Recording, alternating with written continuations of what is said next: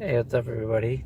Just trying to get a quick video in before I have to go back to work. But okay, so for chapter 4 is about strategic coaching, and what strategic coaching involves is making sure is proper structure to make sure you got the right people in the right seats.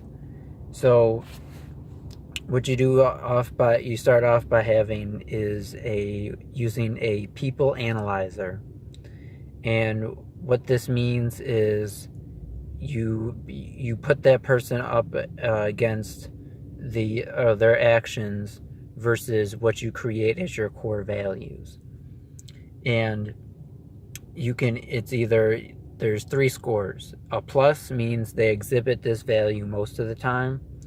A minus means they don't exhibit that value most of the time, and a plus or minus means sometimes they do, sometimes they don't. And so basically and then using this, you create a barometer, and you create a bar, which is what's going to be, you use that to, and then you establish what your minimum is, which is, you have to have a certain amount of pluses. So let's say if you have 5 values, it would be 3 pluses and then 2 plus or minuses.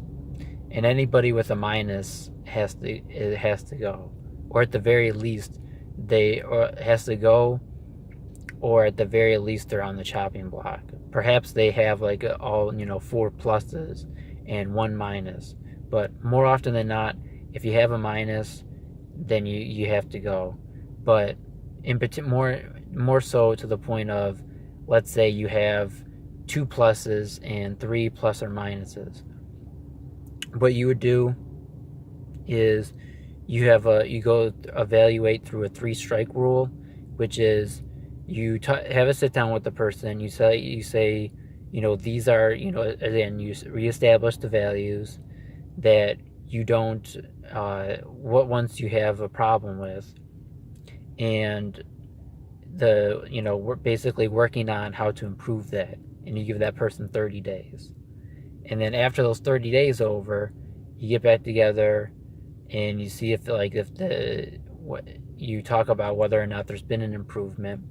If there hasn't been an improvement, you have to go with, what's wrong, what's not happening, what needs to be happening, and then you give them another 30 days. And after that point, if they still haven't made the proper improvements, then they have to go. But in the book, he talks about that most of the time, it usually doesn't get to the 3rd strike. Typically, after the first 1 or 2 meetings, or even before that, the people, typically speaking, will take themselves out and see that this they don't fit in this company, it's not working for them. And more often than not, it's better to make those decisions sooner rather than later, because odds are that you as well as they will be better off for that, because you can start quicker to move on, and they can go and find a place that better suits them. And then as far as that constitutes the right person. The right seat, what you do is you construct your operations. You have a kind of a sort of it's not a flow chart, but sort of just a graph on your company's structure. And typically they break it down. The simplest form is integrator. Now an integrator, they're the person that kind of oversees it. They're the glue that keeps it running. This is the day-to-day person. And typically, for most companies, that's going to be the founder, CEO, is the person who's the integrator. And they do the day-to-day operations. And the 3 departments, most simplistic departments that they divide it up into, is sales, sales and marketing, operations, and then finance. Now, that doesn't mean that you have to put your company into those three boxes. A lot of companies are going to have more, especially once you start to grow, and you're not necessarily going to have just one person. You may not have one person in a seat. For instance, a company like Amazon, they would have customer service, and they would have how many ever, maybe, I don't know, like 500 people or 600 people, how many ever people they have doing customer service. They may have a couple thousand people in sales and department of doing a bunch of people in logistics and this or that. But then again, you'll have your president of sales, vice president of sales, your CFO, your CEO, and your CTO, or technology officer, and all these different operations. People that manage your facilities, people that are just in charge of receiving orders, shipping orders, all that kind of stuff. And sometimes, more so if you have, let's say two people that decide to start a company together. You also have, some companies have visionaries. Now, a visionary is above the integrator. Now, that doesn't mean that they're superior in any way, or that they're the one that gets to call the shots. It simply means that, for instance, Ben and Jerry. I'm not sure which is which, but basically with Ben and Jerry, I want to say Jerry's like the business person, and then Ben is the one that comes up with all the new flavors and stuff like that. That's that visionary integrator person. You have the one person who focuses on day-to-day, making sure your revenue's good, profit margins are good, working deals with suppliers and stuff like that, or overseeing those operations. And your visionary, they're the person who's on top of the trees, got an overhead view of the forest and seeing what's next for the company. So, for instance, I think that would kind of be a part of people like Tesla or Jeff Bezos Elon Musk at Tesla, and then Jeff Bezos at Amazon. Even though they started out, when they were starting their companies, they were visionary and integrator. As their company has grown, they've either hired somebody, or they already had somebody who is more in charge now of the day-to-day operations. Even though, like I said, Jeff Bezos is capable of doing that. That's a position that he has held. He had to delegate that and elevate himself to visionary, so he can do the meetings and talking with the press and making all these bigger deals, and really having that foresight of how big Amazon can be, or what's the next business for them to get into. And for instance, making a partnership with Whole Foods.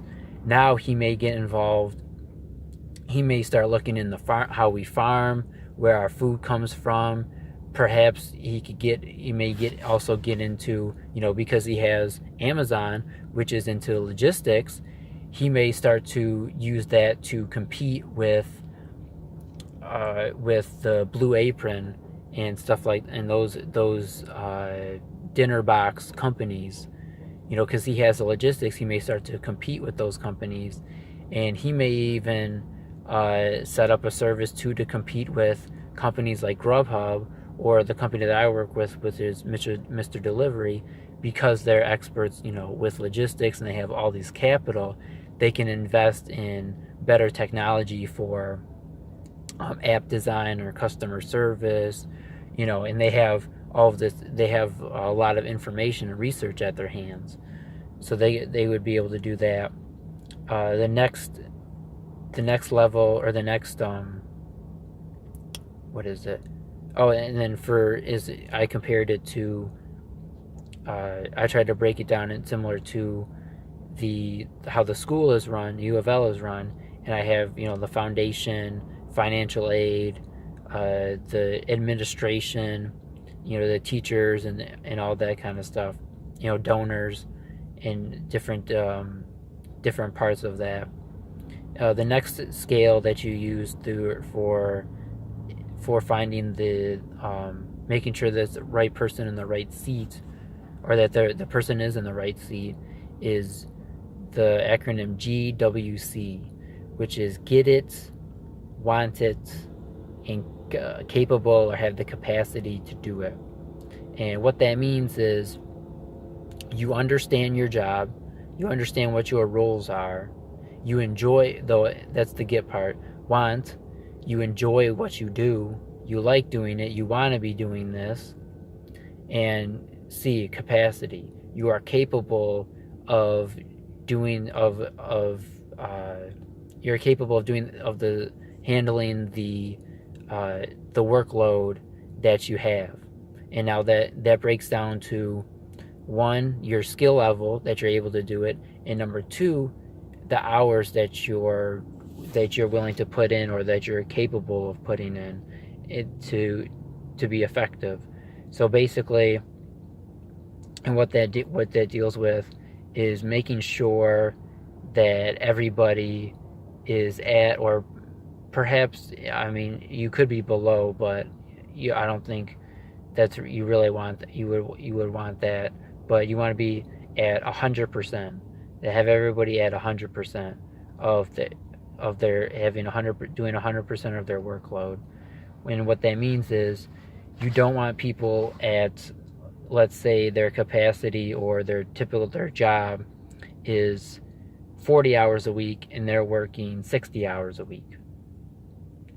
That means that either they can't put in the time that it takes to handle this job, or somebody else isn't doing their job and it's requiring you to do more. And what he compared this to was, I want to say it was from Think and Grow Rich, or not, yeah, Think and Grow Rich, was referring to it as monkeys. So basically, when you got to think of it similar to somebody coming into your office with an issue, with whatever the issue is, it doesn't matter. And that issue is comparing that issue to a monkey. So they're leaving that monkey in the office with you, in your office, because they're not able to handle what this job is. And so, another person comes in, or maybe that same person comes in with multiple monkeys every day, and all of a sudden you have your problems, and then all of a sudden you have all of this in front of you to deal with. That's when you get 120%, 130%, and you may be able to maintain it for a couple weeks, maybe even a month or two, but eventually it's going to wear on you, it's going to burn you out.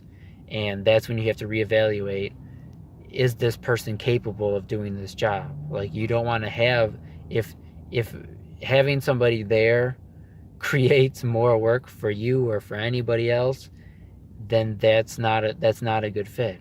It's not supposed to be like that. And sometimes, this is when you have to put your personal issues or your personal preferences aside and make a decision whatever best for the company. Which means that, even if it's somebody that started off at the company that you're really good friends with, that you really like, and you hate to deal with it, you don't want to get rid of them, but you have to for the betterment of the company. And what he called, the term that he developed through his experience of working with companies was 36 hours of pain, which means that once you make the decision to get rid of that person, it really sticks with you, or it's really burdensome for both parties for only 36 hours. And the persons they reference it to, he said that this had been weighing on him for about a couple months or so, and that he could tell it was starting to have a negative impact on the culture of the company. He finally made a decision, and he felt horrible about it. But 36 hours later, he felt better. People were happier at the office. They applauded him. They thanked him for doing that. It was a long time coming. It was the right decision to make. And then also, the person that he had to let go, they're better off as well, and they're happier in the position that they are now. And that's it. It's right. So right seat, right person. And you can also have people, like I said, with the visionary integrator. It is possible to have two people in, or I'm not sorry, having one person for two seats, but you can't have two seats for one person necessarily. And as far as your leadership goes, like I said, I know I was talking about the customer service and stuff like that, where there's multiple positions, but it's like I would guess more so similar. It's like you can't have two presidents of sales. You have to either have one president and a vice president, or just a president of sales. And it's important to understand, once you have the proper structure, then you can tackle stuff. Once everybody knows their roles and knows what they have to do, that's when you're gonna see it's a huge burden off of the company, and then you can move forward. And we also get into that too with then the next chapter with scorecards and issues and stuff like that. And these charts should be done every 6 to 12 months. So you kind of, again, you always have to be thinking forward, the greater good, and realizing that you're not always going to, your role or your position in the company isn't always going to be the same. Your responsibilities aren't always going to be the same on a bi-yearly or yearly basis. Or I'm sorry, I'm not sure what the term, but every 6 to 12 months.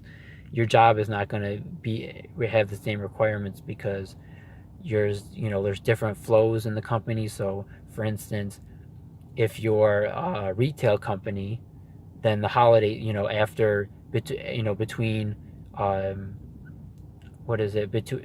for, let's say, from October so until December, or to the end of December, that's going to be your busiest time. That's when your roles are you're going to have different roles, as opposed to when the slower months of the rest of the year, you're going to have to you're going to have different adjustments and deal with different flows than you do during especially from Thanksgiving until Christmas.